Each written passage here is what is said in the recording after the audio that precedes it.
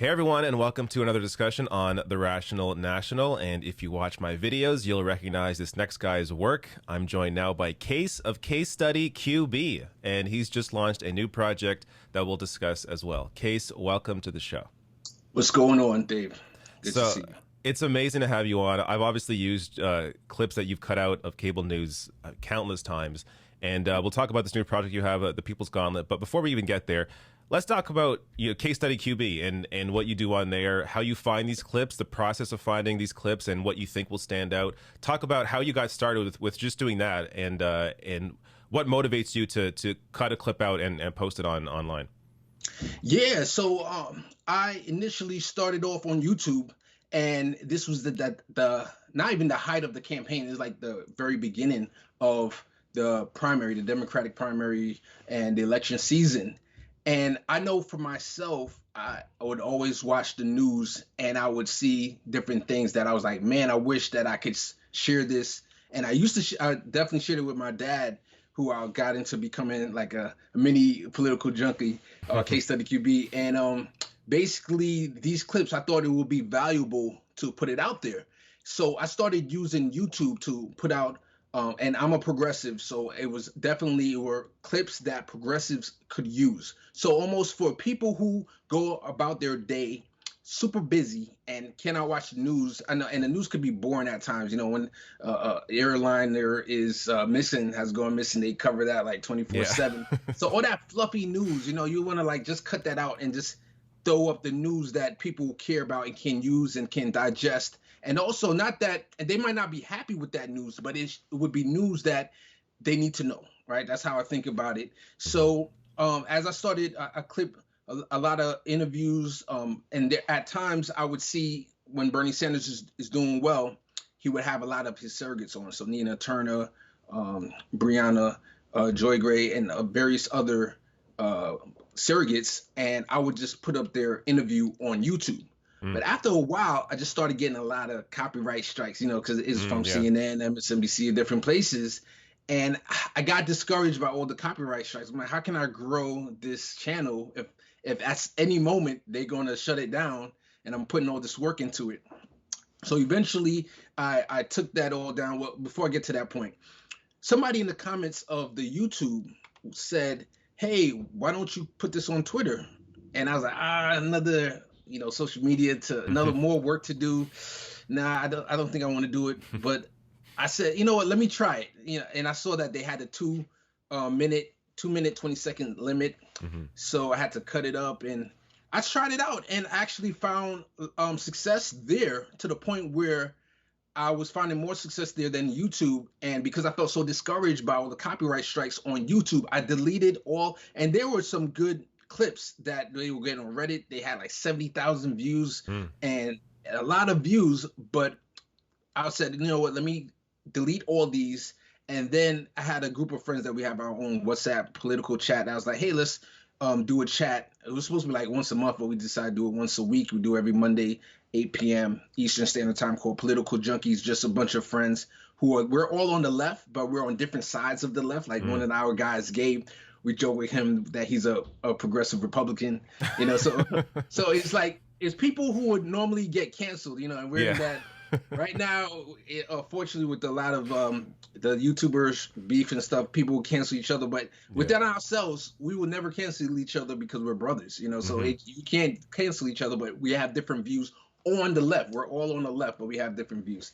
So that's cool. So the YouTube channel evolved into that show, and then the Twitter, your Twitter page obviously is all these clips, and your clips have gone, I mean, viral many times. Like, you know, very famous people have shared them, and a lot of people have seen them. And I think it's because of your ability to find these sort of hidden gems that no one else catches, I think is why so many people reference your clips, and why they're so useful for a lot of us on the left to be able to discuss and showcase, you know, how mainstream media gets things wrong, or even when they get things right, and you showcase that as well. And I think that's fantastic. Now let's get to the People's Gauntlet. So this is your new project. Discuss what it is and what gave you the idea.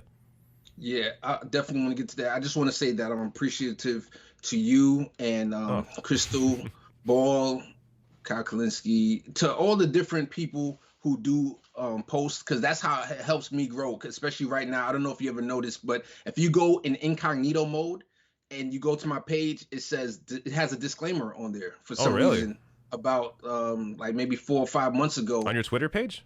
Yeah, Oh, that's weird. there's if you, because you're already following me, you won't see it. But if you go there like as a brand new, but anyway, I want to thank all our my what I say I call you guys progressive leaders instead of progressive pundits. Everybody on all the pundits. I try not to be differential. I think we're all part of the left, and I want us to hopefully at some point put all the beefing aside and work together in solidarity. But that's another whole other episode that we could talk about. So let's get to the People's Gauntlet.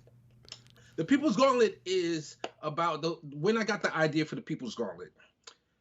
There was a video that I created, and I think you actually saw it and you retweeted, called "The Fall of the Justice Democrat." And basically, it was about Colin Allred, who was for Medicare for all, and then when he got elected, he dropped it like a bad habit. So one of the things that went through my mind was like, how did Justice Democrats vet this guy? Because he was part of Justice Democrats. And I'm not disparaging them. I think they were starting new, and I respect them as part of the ecosystem as much as I have beef with certain things that they do as well. But yeah, so I was wondering, how did they vet them? And then there were times that I would go to a candidate's page, they would launch their campaign, and they won't have an issues page. So they will ask you to volunteer for me, donate to me. But then I'm like, okay, I don't even barely know if you're a Republican or a Democrat. So that's what spurred this idea, basically. So yeah, that's really interesting. Yeah, it's this thing where, these candidates can run on, pretty much anything, and then not even really have to believe in it. If they think it's going to get them to win, then they can say anything, and then when they're in there, completely change. So how does the People's Gauntlet try and address this? So this is how we try to address it, and this is how it currently works. You go to the website, it's thepeoplesgauntlet.com. Right now, the people who are going through the gauntlet, I'm working with 4 candidates right now. Imani Oakley out of New Jersey. I have Juan Paredes, who is out of Florida. I have Sass, who's out of Texas. And then I have Ali Belsimer, and she is out of Virginia. And basically, we have 5 gauntlets. And you have the Economy and Wellbeing Gauntlet, you have the Justice Gauntlet, the Democracy Gauntlet, Domestic Policy Gauntlet, and the Foreign Policy Gauntlet. And these are all, they touch on, each gauntlet has about 6 to 8 topics that progressives care about. So just for example, something that hardly gets touched on is the Palestinian-Israel conflict, right? We want to know where they stand, where candidates stand on that. And that's part of the Foreign Policy Gauntlet. Yeah, basically. That's really cool. So you just started this. Do you expect to? I'm guessing this upcoming election season is going to be a big wave for you. Are you going to have more candidates on, or is it going to be like these 4 that you cover, or how's that whole process work out? Yes. So I'm working with a Twitter account and their organization that I saw come to fruition. And I consider them a sister organization, but they're an affiliate called the Progressive Unity Project, and they basically they have a lot of candidates who are running grassroots, barely have a lot of followers, to people who do have a lot of followers, and these are candidates collaborating with each other. They're giving each other tips, and they're working together. And I was really impressed by them, and they help promote the People's Gauntlet to them. And right now I have like 8 people on a waiting list. All right, so it's growing. And there's going to be a point where it's not going to be sustainable for me to do the video. So as of right now, this is the process. I would set up a session with a candidate. We work for about an hour, and I would give them the questions, kind of direct them, make sure that, looking into the camera, the basic thing, but 90% of it is them talking about the issues. And then later on, I would edit the clip. And right now there's a YouTube channel called People's Gauntlet that I'm putting up all the gauntlets, and I'm slowly putting them up maybe once a week. So for each candidate, once a week, I would release a new gauntlet, and that's how it works right now. But because there's 535 positions in Congress, including the Senate and the House, I'm not going to be able to do 535 videos. So they're going to have to look at the gauntlet, see the template, and the reason that I'm doing it is I want to set the template and the vision for what it should be, and hopefully candidates will be doing it on their own. Oh, okay, so basically they're uploading. The idea is they're going to record these videos and then sort of answer these questions, explain how they feel about these various issues, and then Yes. the people, I'm guessing, in the comments section are going to be sort of vetting them and since, seeing if this person, are they genuine about this? Is that kind of the idea?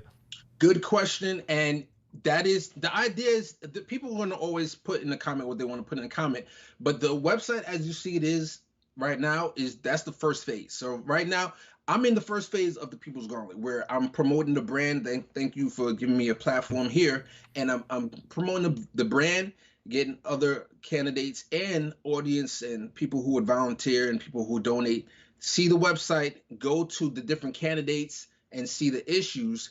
But the next phase of the People's Gauntlet is going to be like a social media platform where you can log in and then you can rate the candidates, Oh, and that's how you would vet them. yeah. So I think the People's Gauntlet is going to be really show its fruit when you have more than one progressive in a race. Right? That's the time when I remember, I think Donna Shalala down in Florida, she's a corporatist Democrat. She lost the general, but in the primary, there were about 3 or 4 progressives that split the progressive vote. She won by like Yeah. 37%.